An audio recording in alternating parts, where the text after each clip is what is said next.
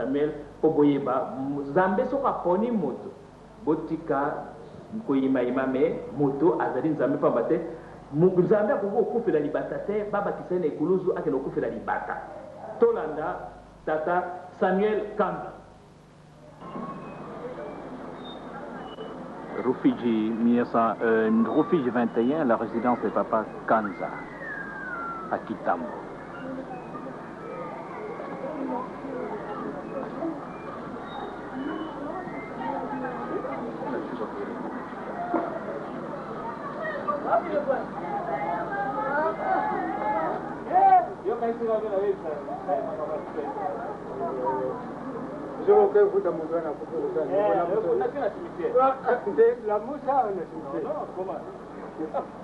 C'est assez combattable. Il faut pas jouer même à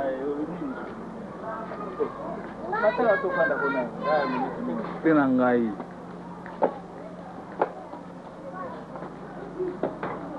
Bombe ngona nango.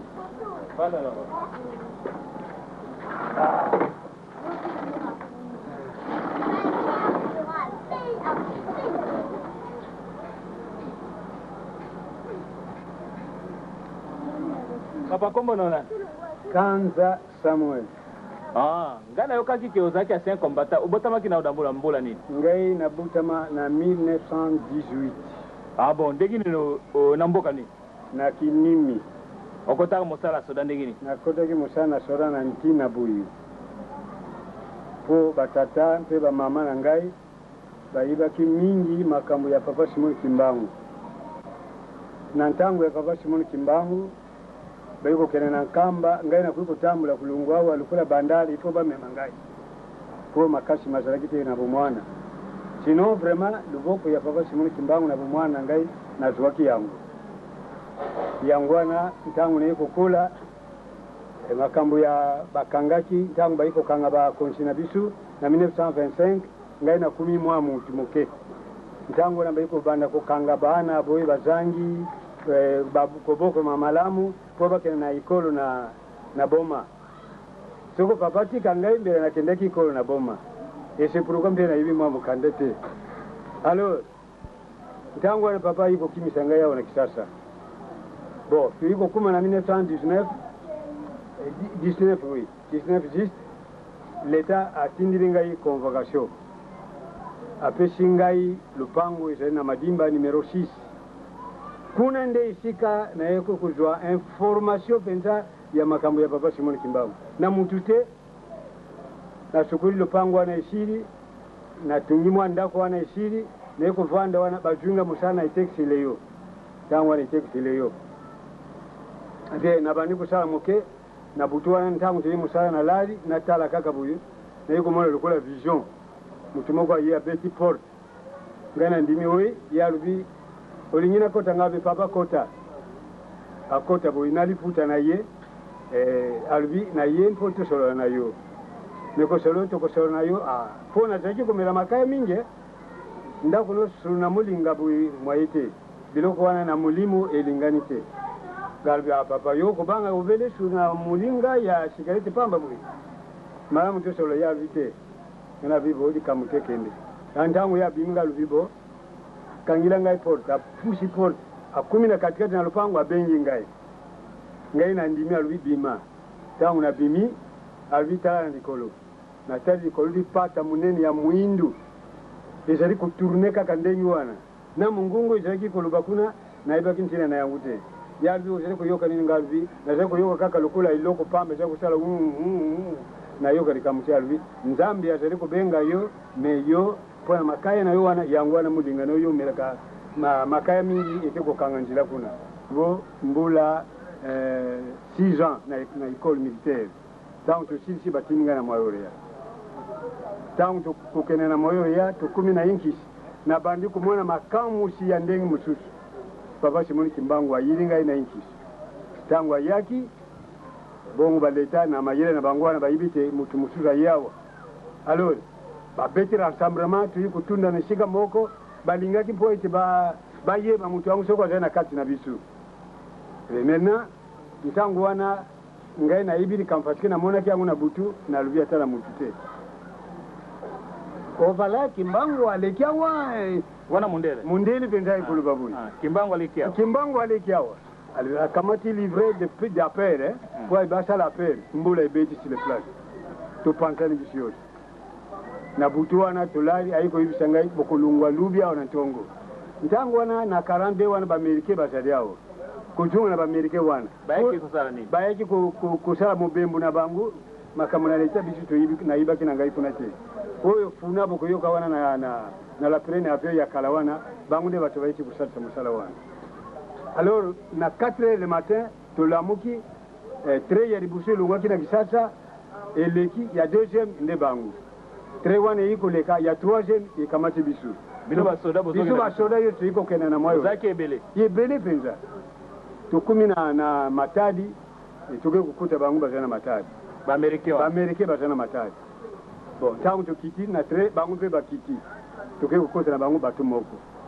Membona kokota na bato bango bazaliki lokula ba centenaire na porte wana bazali ko surveiller premier sergent major na biso azalaki o ibi lo fundo azalaki na bango akamati fimbo akangi na saki na ye alinja ko ba bedi yangu ba mindeni tangu ba moni ba kimi bango yosi bakamati fimbo wana babwaki na mai tokoti tulungwa tokumi na boma tusalaki mi poso muvimba na boma une semaine muvimba eloko ekangaki biso wana ezali te nzoka nde ezalaki koluka nzela papa kisolokele ayakokutana na biso akutanaki na bino akutanaki na ye tokutanaki na ye me ngai mpe nayibaki na ngai ntango wana te tomoni kaka apio moko ya rouge ye kotambola wana bamindele bakimi bango nyonso bake kobumbana na ntina bambeto tusa ngai nalobi likambo yango yangoyo tolungu wana tokumi na Lagos parce que kulungwa matadi kokuma Lagos zadi mikolo mine na njila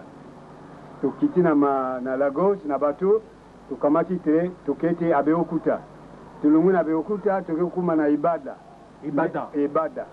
kapitali ya popo kuna nde shika tukenai kuvanda tusisaki 42 yosu wana makambu yosi ya mukamu si mbongo tukendaki kulia kuna na mobembo yosi tukendaki na monna kiyangu wana na kiko forme ba soda bazalaki na ngai babandi kubone na ngai shika moko mukolo mususu totelemika kabuyo totala buyale komanda ya 4e et 2e bataillon ayina na soda moko azana mulatu ya soda azalaki na bilamba te ya mususu te kaka bilamba ya soda me ikoti ezalite komanda ngo ebi komona te konkumba na ye na busa na angu ayiko solola bango na mise komanda materne nzi tozalaki na bisu komanda nani materne oyo wana nde ayebaki penza makambo ya kukanga papa Simoni Kimbangu parce que bataillon ezalaki mususu awo na mbenseki awo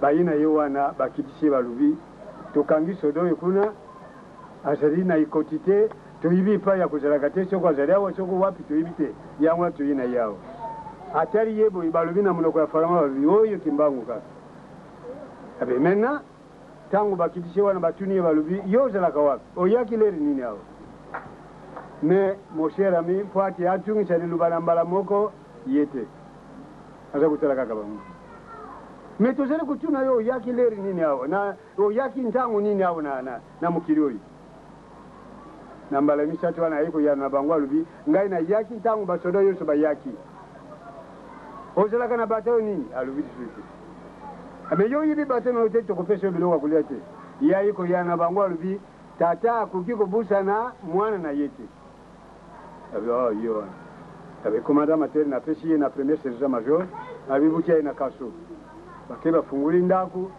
batie na boloko kuna akangi komanda alubi kanga malamu yabi mo komanda na siko kanga malamu na mekari shoot akikumeka fungula na hivi si basoro tozaki na baonga abibotala parce que sika tozaki nzela ikenda tout droit nzela wana kiti na gari ngala abibotala ye wana za kupenda basoro wana balbie izali ya solo izali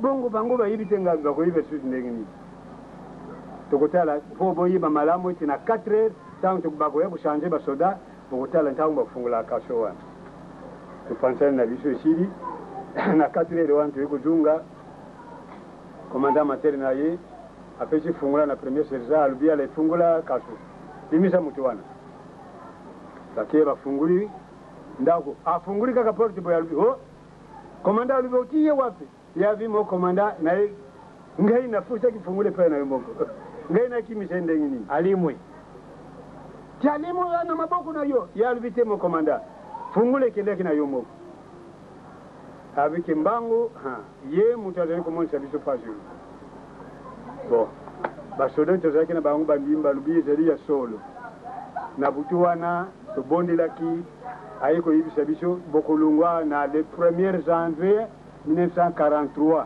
awa na ibada bokosala manœuvre ya 3 mois bango balobaki 3 mois mais bokosala yango 15 jours pamba nde bokozwa nzela mpona kokende na Egypte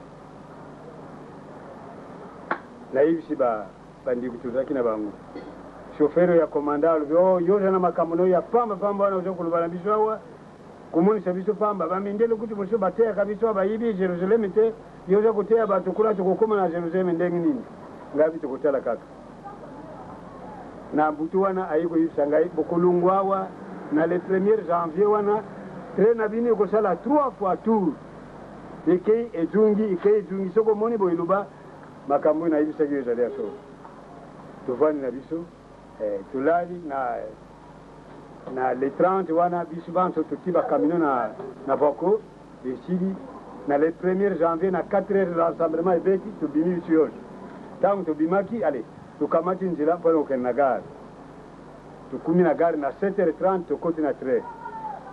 tokoti na train tozwi bisika na bondeli esili ngabi boyo tozalaki kozala na bango lisanga balingi kaka bazala periperi na ngai bayeba likambo nalobaki soko ezali ya solo maintenant babeti ngunga ale train ekei tolungi lokola kokuma na hôpital awa ale machine mazungi na gare bango balobiki papa olobaki solo machine ezungi na gare na ndenge nini boyi tozungi lisusu na gare tofandi moke ale babeti lisusu ngunga tokei tokumi pa tokende kosuka machine lisusu train ezungi lisusu na gare mbala mibali ya misato aliteleki tokendaki na funtwa tosalaki manœuvre 3 mois ekokaki te toyi kosilisa yango na 15 jours nde tokendaki kosala défilé na mbuka bozali kobenga Libreville na Kano esika tosalaki défilé monene oyo papa Simoni Kimbangu ayaki na cheval na Kano mindele bakimi bango nyonso na défilé wana nde esika tokende kozwa drapeau ya étoile jaune oyo ezalaki na biso ya kala wana tosilisi wana tozungi na funtwa bainfanterie nyonso bazungi na Kano na nani na Lagos mpona kozwa bato kokende na la mer rouge tosalaki boye bango bazungi na masuwa biso baspécialiste tokamati bakamini na biso na nzela kolungwa na Nigeria kokuma na ABC tosalaki 50 jours 50 jours na nzela ABC oyibi oyo nzela eke na Khartoum oyo nzela eke na Swan tulungu wana tokokofana na Swan tulungu na Swana tokoti na Egypte totambuli na Egypte tomoni bisika yoso bana na Israel bazalaki bandako ezali te lelo tokumi te wapi pai bakendeki kokamata Moïse na mai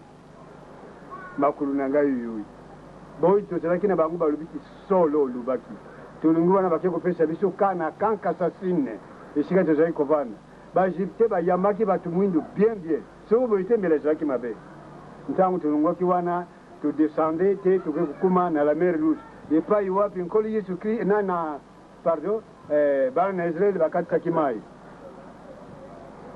nde tovandaki wana esika wana tokendaki kovanda nde esika tozalaki kozwa mobembo kokende kotikala na Jerusalem une semaine kotambola bepai wapi Yesu Kristo atambulaki banda wana la mer rouge tina Yerusalem osaki mikolo boyi na nzela ezali kaka mokolo moko c'est-à-dire kokota soko okoti na train na Egypte na 7 heures ya mpukwa na 17 heures wana non 18 heures 18 heures soko bokoti na 18 heures bokokuma lobi na midi na Jerusalem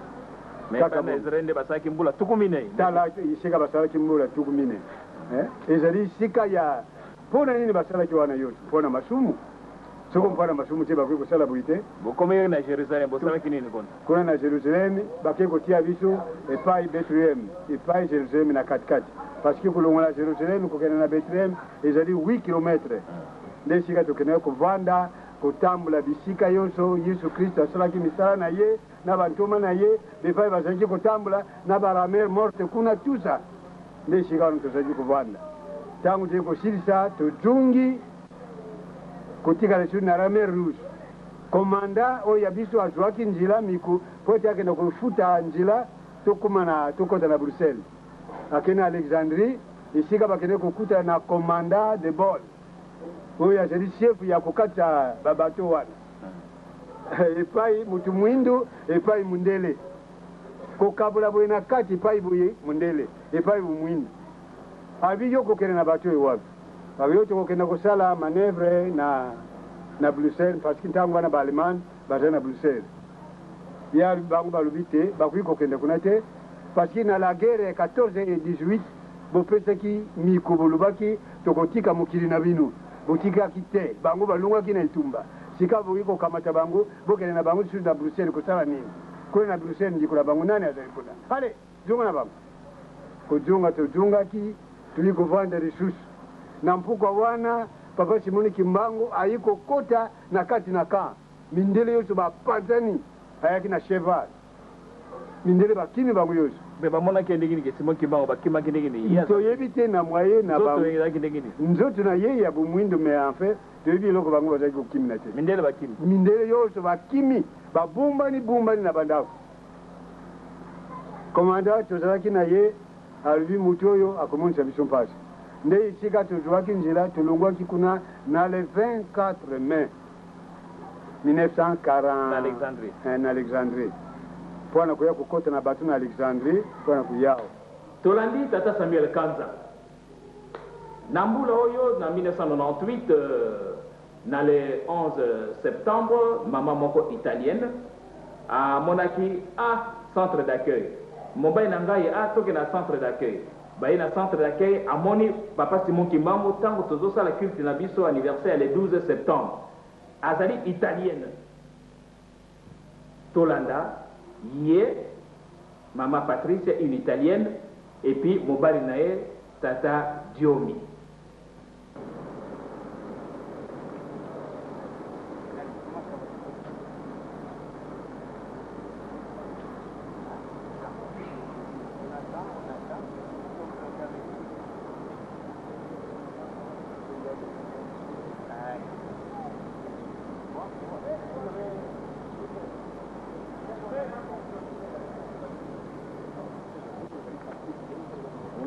comme on était déjà on ne pouvait plus faire marche en arrière, mais je n'étais pas vraiment en état d'être même présenté. J'avais une veste, une chemise, un pantalon jean, des chaussures vraiment très basses. J'étais vraiment comme ça, comme si j'étais sur le plan spirituel. Il y a Rome a pour toutes les documentations concernant au monde, en tout cas, même ça.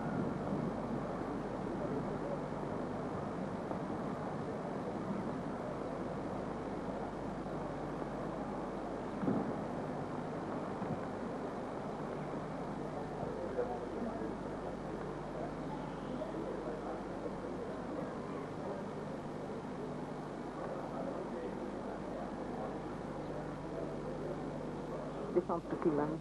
Ce n'était pas quelque chose d'habituel, ni de voir quelque chose, ni en particulier de dire les centres Kimbanguistes, parce que je n'ai pas de lien précis avec les centres, ou en général avec les Kimbanguistes. Le lendemain matin, encore, j'ai eu la même vision et l'impulsion de venir ici. Bon, j'ai parlé avec lui et j'ai même dit qu'on pouvait essayer de venir. Et même si on ne savait pas quoi dire dès qu'on était ici, on pouvait quand même voir ce qui s'est passé. On est arrivé, c'était le 12 septembre, et on a vu qu'il y avait une grande cérémonie à l'occasion de la naissance, de l'arrestation et la réhabilitation de Simon Kimbangu. On n'était même pas habillés convenablement, tous les deux, on était en jean. Mais quand même, on a participé à la cérémonie. Et pendant la cérémonie même, quand on était concentré dans la prière, j'ai vu, et certainement dans le lieu où je me trouve maintenant, la figure d'un homme habillé en blanc, en sorte de sari, avec les cheveux un peu arrachés, qui gardait dans notre direction, envers nous. Il était habillé comment, la tenue? C'était une sorte de sari blanc, qui était avec une fermeture au niveau de la vis, ici, et c'était complètement en blanc. Et j'ai vu la sensation, je ne sais pas vous expliquer pourquoi ou comment, que c'était Simon Kimbangu. Bon, j'ai référé à mon mari ce que j'avais vu, et on avait parlé après avec quelques responsables de l'église qui m'a demandé, quelques temps après, de rendre mon témoignage. C'est tout. Madame, merci beaucoup, vous venez de Rome. Comment se fait-il que, j'attends, vous êtes né le 2 juillet. C'est le 2 juillet aussi que Maman Kimpavita fit brûler vive à San Salvador. Oui. C'est quoi, comment vous expliquez ce lien-là, historique? Bon, je ne sais pas vous expliquer, mais je sais sûrement pour les petites connaissances que j'ai de l'histoire Congo en général, qu'il y a un lien entre mon pays, en particulier le centre de l'Italie. C'est le même lieu où je suis originaire, c'est-à-dire l'Umbria. C'est là où venaient les Capucins qui ont condamné à mort Kimpavita. C'est là où il vient même le juge qui a jugé Simon Kimbangu, parce que le nom de Rossi, c'est un nom typiquement italien, en plus du centre-nord de l'Italie. Et il y a ce lien bizarre que moi, je ne serai pas à mesure de vous expliquer, qu'on ne retrouve pas dans l'histoire générale du pays, mais qui est lié, je crois, à la spiritualité des peuples italiens, peut-être, et au peuple congolais de l'autre côté. Maman, merci beaucoup. Nous avançons vers l'an 2000. Vous êtes chrétienne. Comment vous voyez l'avenir du christianisme avec tous les secousses que nous sommes en train d'enregistrer au monde? Moi, je vois la nécessité d'incarner le christianisme dans la culture de chaque pays. C'est très important que chaque peuple, chaque culture puisse exprimer sa spiritualité à sa manière. Et ça, c'est vraiment l'essence, selon moi, selon mon avis, de l'universalisme que doit être l'objectif principal de l'évolution du christianisme pour le 3e millénaire.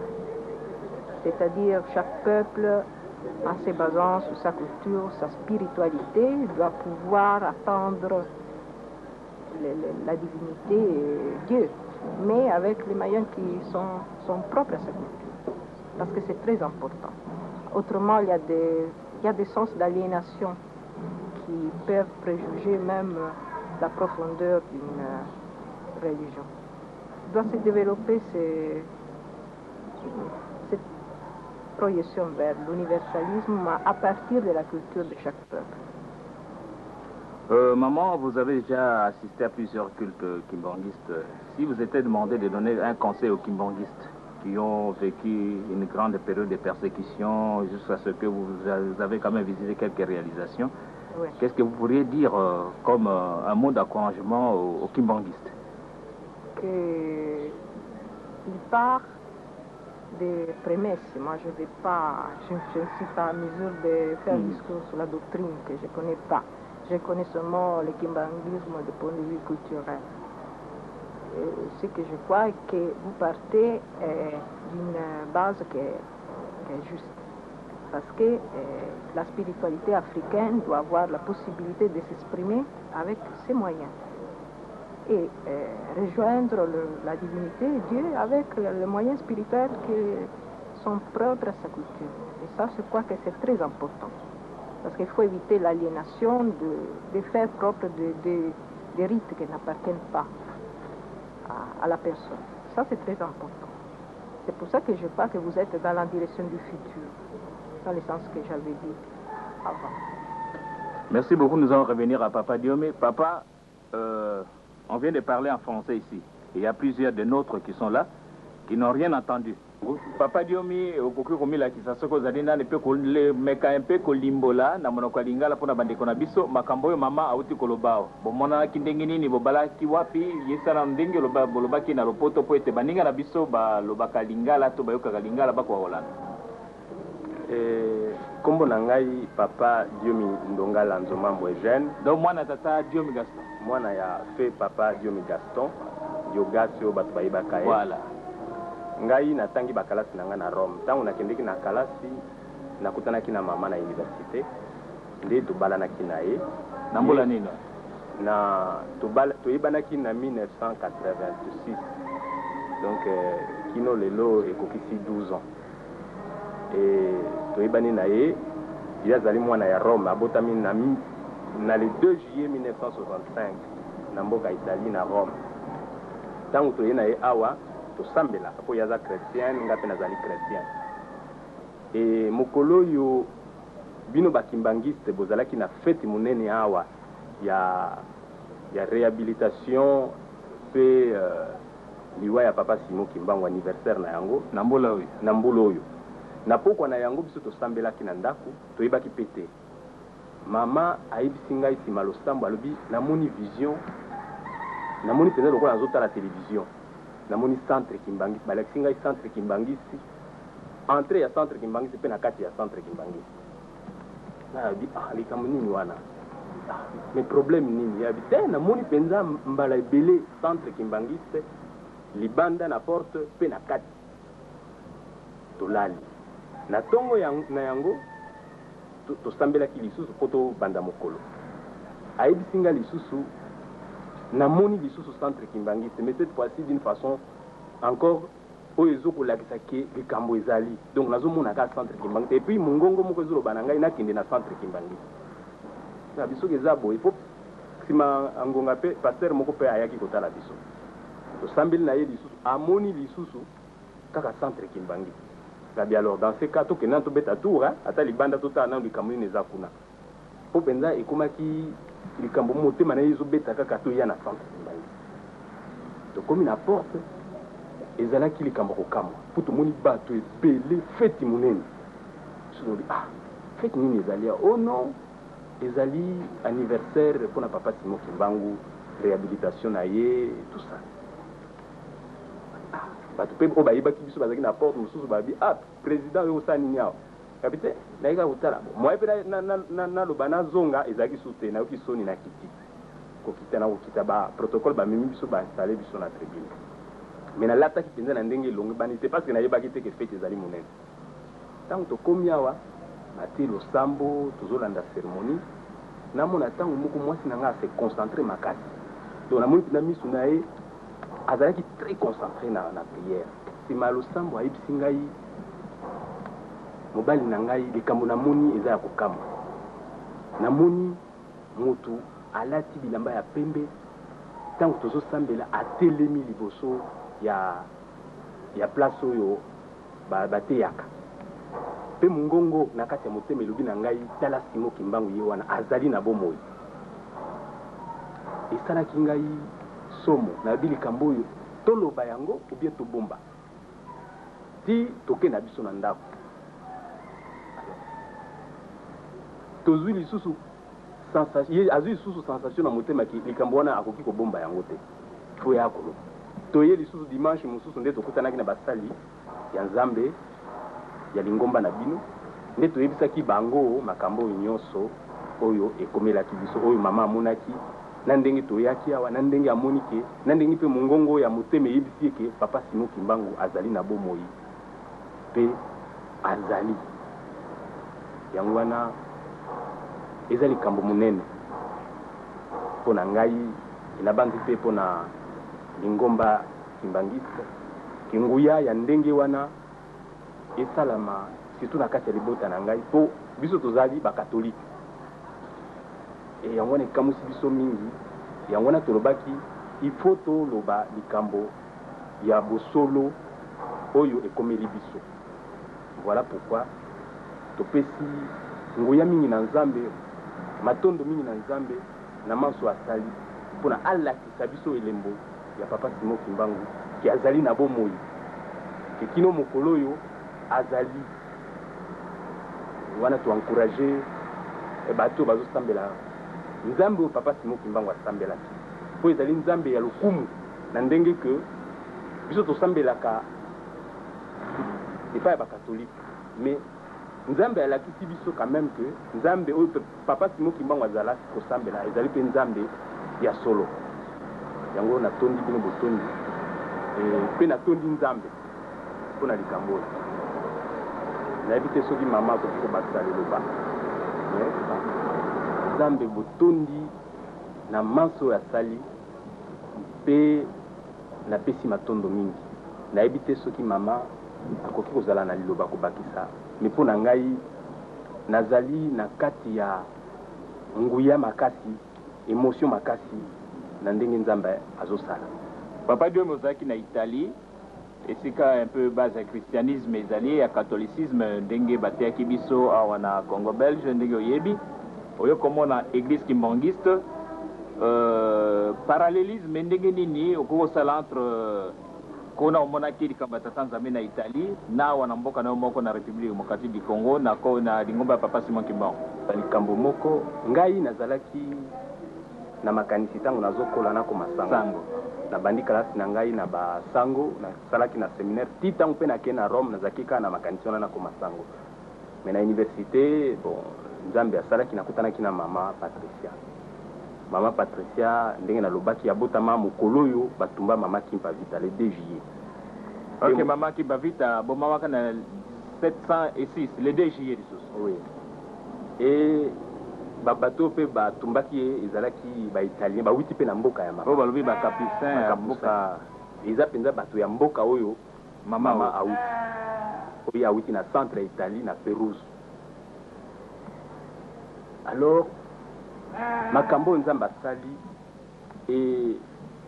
etindi ngai nakanisa mingi nayeba mpo na nini mama ye aza na ye chrétienne catholique ebongo ayoka mongongo ya papa Simon Kimbangu amona papa Simon Kimbangu na miso na ye boye mpe alimbola likambo yango na miso ya bato epi ndenge alobaki na lopoto de commandant de Rossi mpe azali na mboka yango mboka na ye kaka si commandant de Rossi pe origine na ye kaka Italie po ezali kombo benzo ezali courant na kati ya Italie bato bayebi Italie de Rossi ezali kombo ba italien donc na mama Kimpa Vita na papa Simon Kimbangu bazali kaka lié na Italie kokangama ya kotumbama ya mama Kimpa Vita kokangama ya papa Simon Kimbangu pe lien na kati ya Italie ezali alors toyebi te ngai te mutu nakoki kolimbola makambo wana mais mpo na ngai eza makamusi minene mpo na ngai moko deja eza makamusi minene oyo nzambe azosala pamba te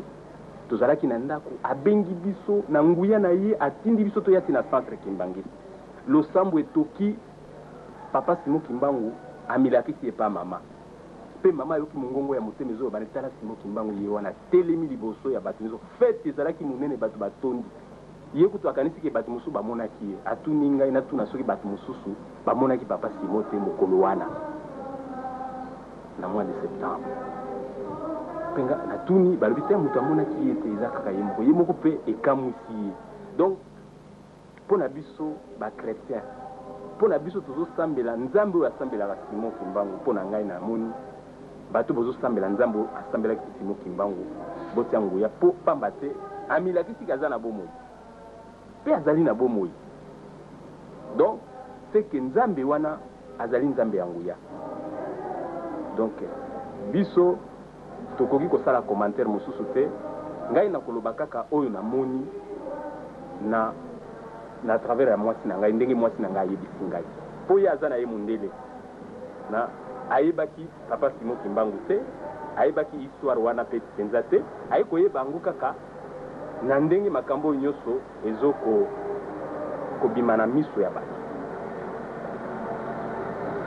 Christian, je viens de suivre aussi ton mari, tout ce qu'il a dû nous résumer un peu à Lingala. Est-ce qu'au sein de votre famille, il n'y a pas un parent ou bien un grand-parent qui avait visité aussi l'Afrique ou bien qui était aussi religieux au sein de votre famille? Bon, ma famille est originaire de la ville d'Assisi. pour ceux qui connaissent la culture italienne, la ville où vient San François d'Assise. C'est une ville religieuse qui représente beaucoup pour la spiritualité italienne. Mais il n'y a pas vraiment de lien avec l'Afrique pour ce qui concerne ma famille.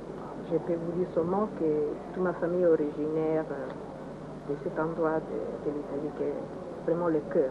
Le cœur de l'Italie. C'est là où se trouvait Romulus et Rémus. Non, ça c'est vraiment Rome. Ah, ça c'est vraiment Ça Rome. c'est un peu plus au nord de Rome, l'Umbria, L'Umbrie.